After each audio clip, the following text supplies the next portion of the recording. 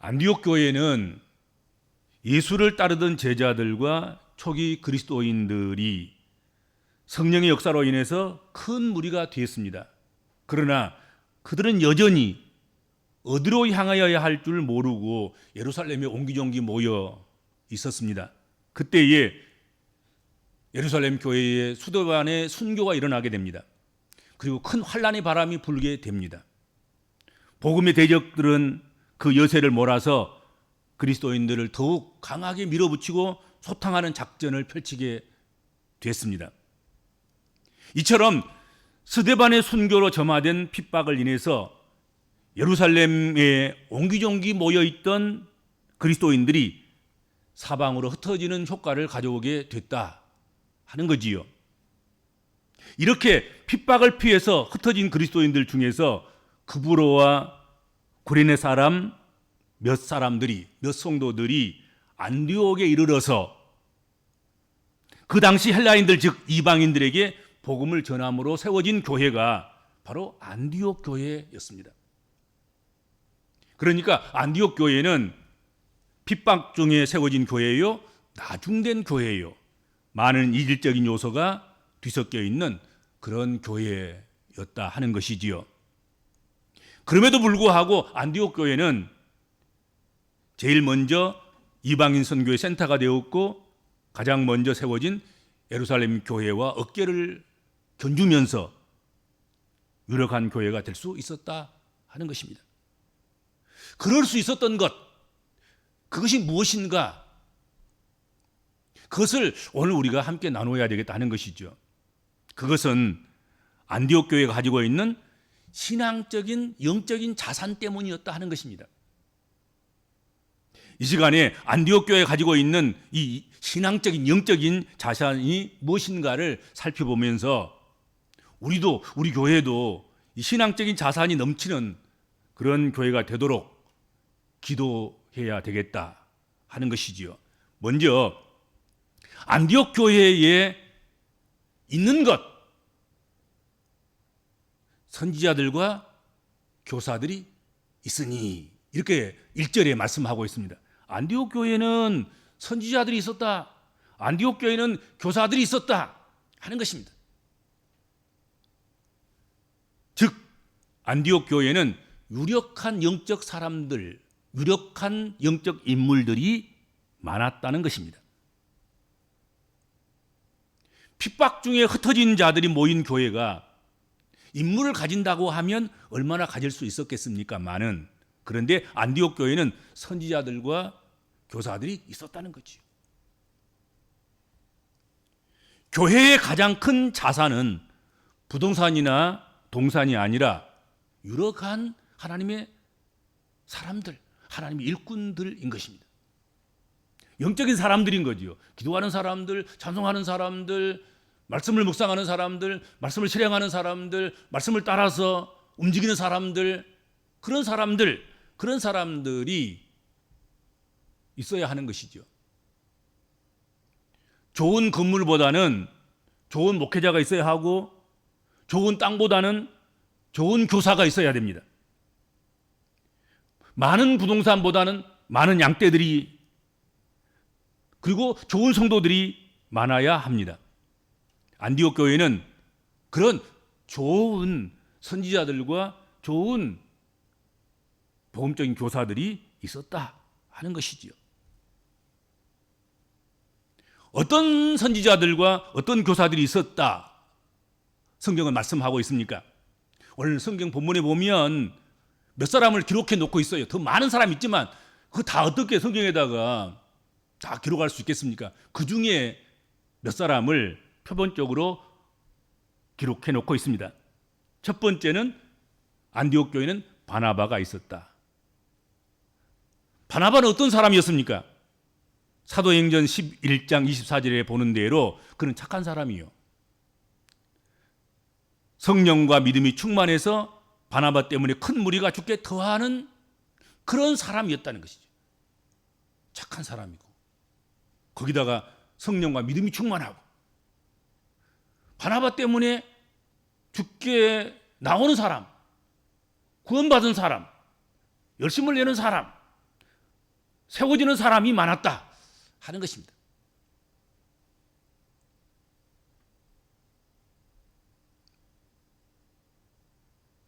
그리고 그는 이로의 아들이란 별칭을 가진 그런 사람이었습니다. 이로를 잘하는, 속을 긁어서 뭐 불평불만을 만들어내고 원수 맺고 분열되고 그것을 부추기는 그런 사람이 아니라 분열된 것들을 합하게 만들고 원수되었던 사람들까지도 한 지체가 되게 하고 슬픈 사람을 위로하고 격려하고 이런 일을 잘하는 그런 사람이 바나바였다 하는 것이죠. 뭐 이런 사람 한두 사람 교회에 있으면 교회가 얼마나 평안하겠습니까? 얼마나 좋겠습니까? 둘째로는 니게르라 하는 시몬이 있었다. 니게르는 검다는 뜻입니다. 즉 니그로, 흑인을, 사실은 뭐 흑인이니 뭐 백인이니 뭐 황인이니 뭐 그런 게 별로 좋은 의미는 아닙니다만은 어떻든 어떤 성서학자는 이 느게르라는 이 사람, 이 시몬이라는 사람, 이 사람은 마가복음 15장 21절에 나오는 예수님의 십자가를 대신 지고 간 구레네 사람 시몬 아닌가. 그래서 알렉산더와 루포의 아버지라고 그렇게 주장하는 그런 학자들도 있습니다. 그렇다면 더 말할 것 없이 좋은 예수 그리스도의 증인이 되었으리라 그렇게 생각이 됩니다. 그렇죠? 이런 사람이 있었다 이거. 이런 사람이.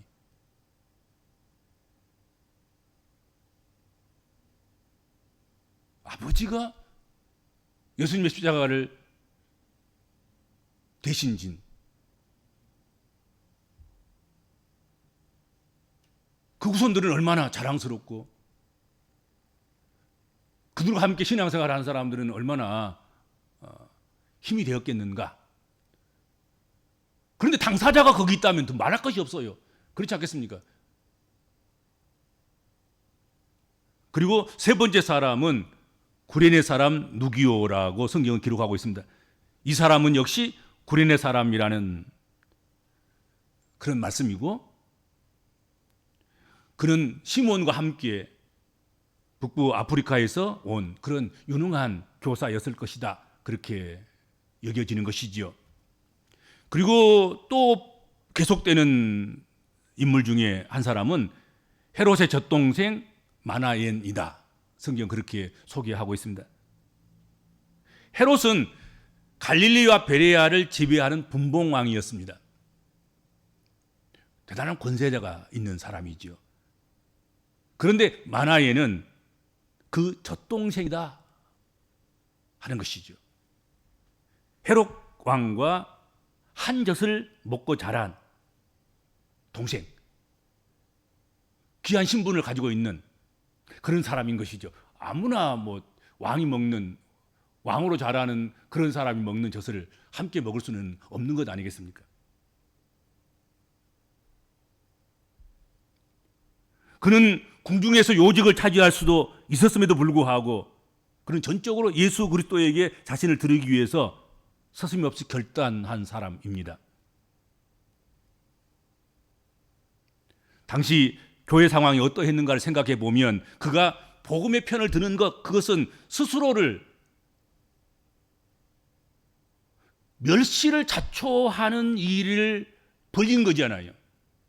그때는 핍박받는 때이고, 누구든지 예수 편에 서면 결국은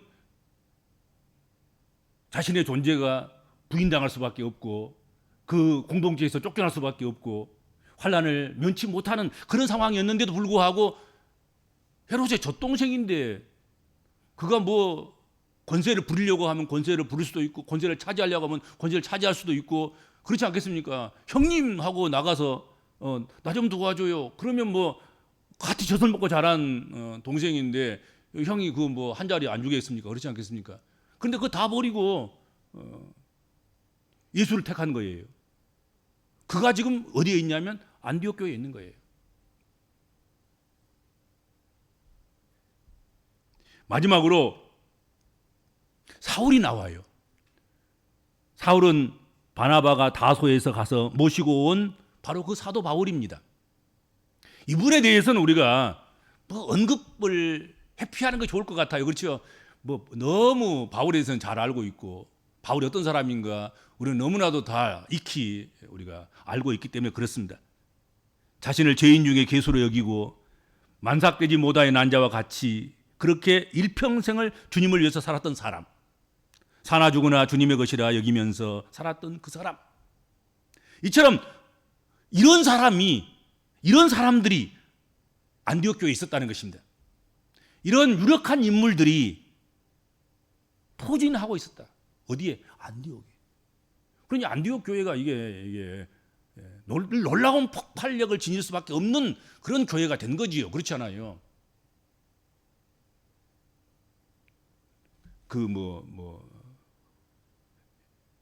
예배당 규모나 또 그 지역적인 상황이나 그 형편이나 처지나 그런 것이 아무리 열악해도 이 정도의 사람들이 모여 있다고 하면 그건 대단한 거예요. 한 시대에 함께 할 수 없을 만한 그런 거장들이 눈을 씻고 봐도 찾기가 어려운 그런 사람들이 한꺼번에 다 모여 있는 거예요. 지금 여기 이런 사람 한 사람만 있어도 교회가 제대로 세워지고 역할을 감당할 수 있는 그런 자산인데 이게 그냥 수두룩 하는 거잖아요. 지금요. 여기 소개만 된 것만 봐도 이 정도만 돼도 얼마나 많은 그런 일꾼들이 유력한 인물들이 안디옥 교회 자산으로 있었는가 하는 것이죠. 하나님은 사람을 사용합니다. 그러므로 사람은 교회의 가장 중요한 자산입니다. 사람이 자산인 거지요. 성도가 자산인 거지요. 어떤 성도가 얼마만한 역량을 가진 성도가 그 교회를 구성하고 있고 중요한 멤버로서 멤버십을 발휘하고 수고하고 헌신하고 봉사하고 애쓰고 힘쓰고 그 교회를 세워가느냐, 그것에 의해서 그 교회가 사실은 결정되는 거예요.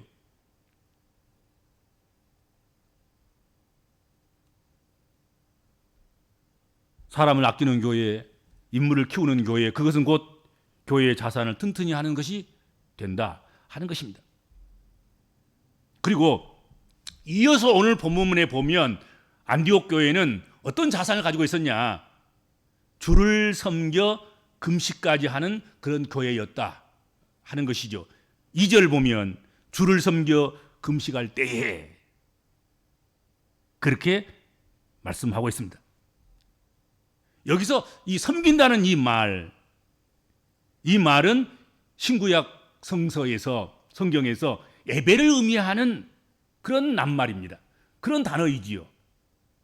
그러니까 안디옥 교회는 이와 같이 금식까지 하면서 열심으로 예배를 드렸다는 것입니다. 다시 말해서 간절하고 간곡한, 열심 있는, 뜨거운 그런 예배자들이었다는 것이죠. 예배를 인도하다 보면 예배의 방관자 내지는 구경꾼들이 들어 있습니다. 그렇죠? 예배는 구경하는 게 아니에요. 그래서 나는 예배를 본다는 말 자체를 내가 개인 싫어해요. 예배는 보는 게 아니에요. 예배는 쇼를 보는 것이 아니란 말이죠. 강대상의 1인 설교자의 쇼를 보는 것이 아니라 예배를 드리는 거예요. 설교자도 예배를 드리는 거예요. 그러니까 예배자인 설교를 하는 설교자마저도 내가 하나님 앞에서 예배자이라는 것을 잊어서는 안 됩니다. 머리끝 발끝까지 예배 시간을 조심해야 되는, 그러니까 예배를 드리는 자인 거예요. 기도하는 자도 마찬가지고 찬송하는 자도 마찬가지고 찬송가를 인도하는 자도 마찬가지고 무엇을 하는 자도 다 예배하는 자인 것입니다. 예배를 드리는 자인 거지요. 예배를 보는 자가 아닌 거예요. 예배가 무슨 구경거리가 아니고 구경하려고 그 보는 것입니까? 예배는 방관자도 구경꾼도 비평자도 없어야 합니다. 오직 예배를 신령과 진리로 드리는 이 일을 우리가 열심히 해야 된다. 그런데 안디옥 교회는 얼마나 열심히 예배를 드린 자들이었냐면 예배를 잘 드리기 위해서 금식까지 한 거야. 그냥 교회 와서 좋을까 싶어가지고 밥을 안 먹는 거야. 기도가 잘 안 될 것 같아서 금식까지 한 거야. 예배가 향기로운 예배가 되기 위해서 금식까지 한 거야. 예배자를 위해서 금식하고 예배 기도자를 위해서 금식하고 찬양을 맡은 찬양을 이끄는 지휘자와 대원들을 위해서 기도하고 단원과 단장을 위해서 기도하고 금식까지 하면서 한번 그렇게 해보셨습니까? 설교자를 위해서 나는 함께 금식하고 나는 교회에 와. 그런 사람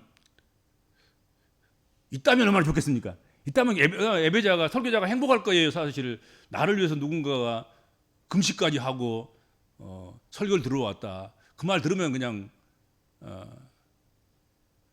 그 성도가 존경스럽고 그 성도가 사랑스러워서 견디지 못할 것 같아요. 근데 그렇게 했다는 거예요. 지금 오늘 본문에 보면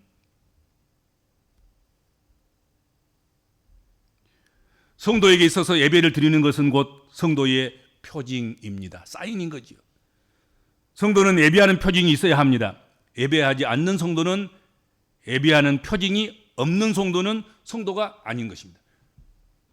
예배해야 성도인 거예요. 예배하지 않으면 성도가 아닌 거지요.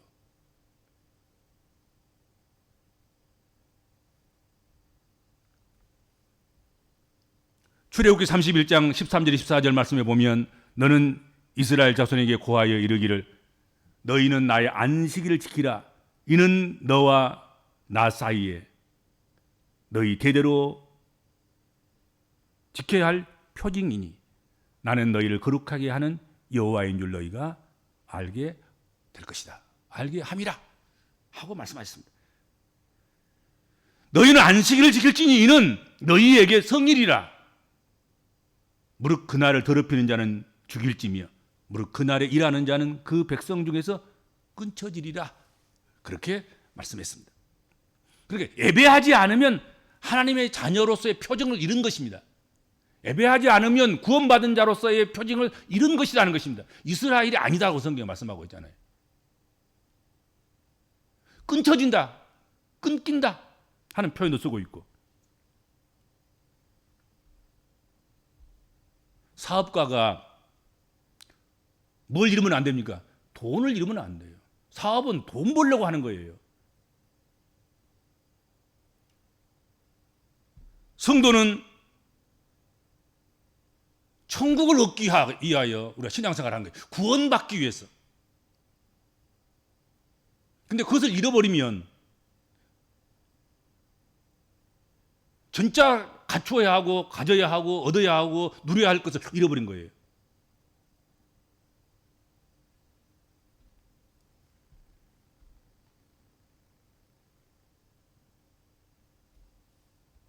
안디옥 교회는 금식하며 주를 섬겼습니다. 금식까지 해가면서 주께 예배를 드리기를 힘썼다 하는 것이죠. 예배가 뜨거운 교회가 바로 안디옥 교회였습니다. 모이기를 힘쓰며 예배에 열중하는 것은 교회의 가장 큰 자산일 거예요. 아마도 옛날에는 늦게 오면 자리가 없었잖아요. 앉을 자리가 없었어요. 근데 요즘은 뭐 이게 그게 이제 옛날 부흥할 때 교회의 모습과 부흥이 멈추고 쇠퇴할 때의 교회의 모습이 달라진 거예요. 오늘날도 마찬가지입니다, 여러분들.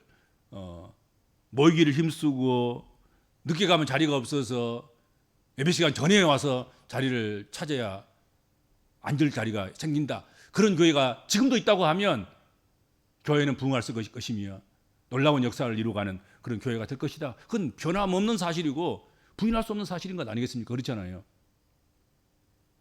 근데 안디옥 교회는 그런 교회였단 말이죠. 늦게 가면 내 자리가 없는 거예요. 그리고 안디옥 교회의 또 다른 또 하나의 자산은 성령의 역사하심, 성령의 활동하심, 그것에 있다는 것이죠. 성령께서 역사해 주셨다는 것입니다. 2절에 보면 성령이 이르시되 라고 말씀하고 있습니다. 성령이 이르신다. 성령께서 말씀하신다. 성령께서 개입하신 거예요. 안디옥 교회 역사 속에 성령께서 함께 하신 거예요.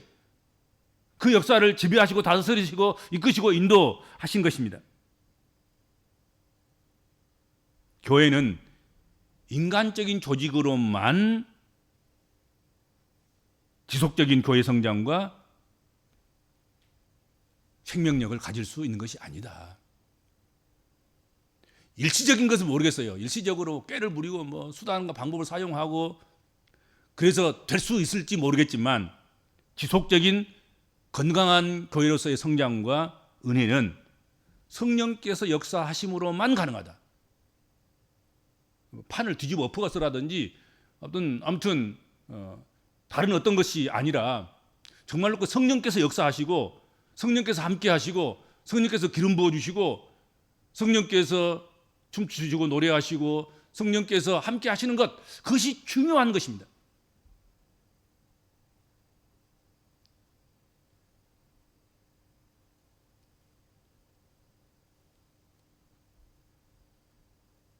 성령 없이 신앙생활을 하는 것은 한 발로 먼 길을 걸어가는 것과 같습니다.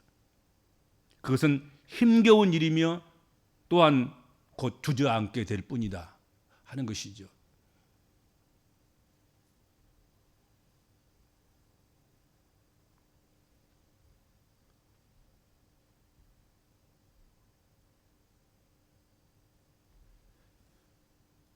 마지막으로 안디옥 교회의 자산이라고 할 수 있는 것, 그것은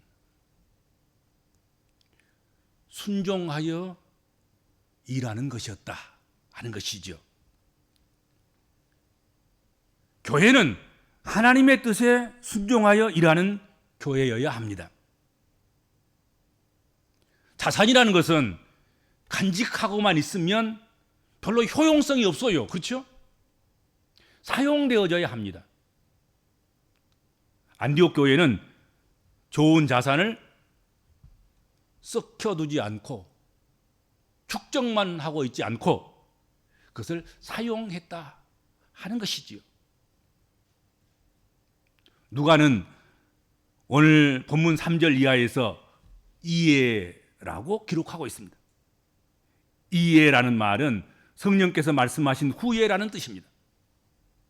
성령께서 말씀하신 후에 안디옥 교회는 그 말씀에 순종해서 바나바와 사울을 따로 세우고 안수하여서 선교사로 보냈다, 파송했다 하는 것입니다.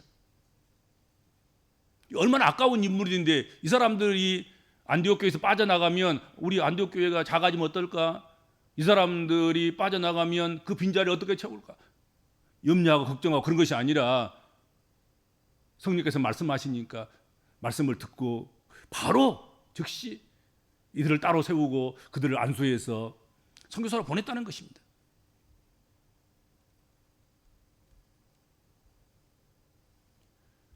안디옥 교회의 자산은 이처럼 부동산이나 동산에 있지 않고 유력한 일꾼과 금식까지 하면서 열심으로 뜨겁게 산 예배를 드리는 것과 성령의 역사하심과 그리고 성령의 음성을 따라서 순종하고 일하는 것이었다 하는 것이죠.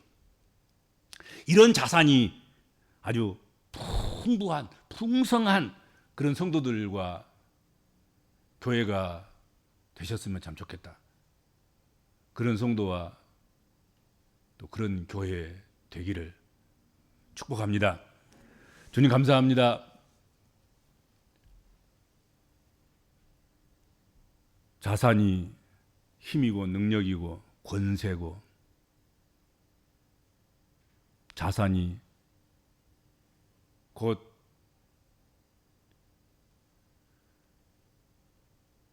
그 모든 가능성을 열어놓게 하는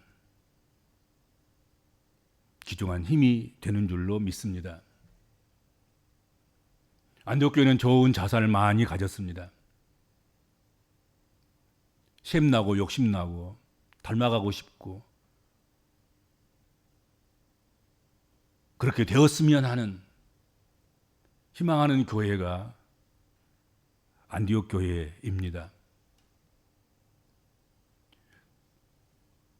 우리 모든 믿음의 권속들도 그와 같은 꿈을 꾸며 그와 같은 교회가 우리가 섬기는 교회가 되기를 소망하고 기대하는 줄로 믿습니다. 그 꿈과 그 기대를 하나님 기억하시고 이루시고 허락하여 주옵소서. 예수님의 이름으로 간절히 기도하옵나이다. 아멘.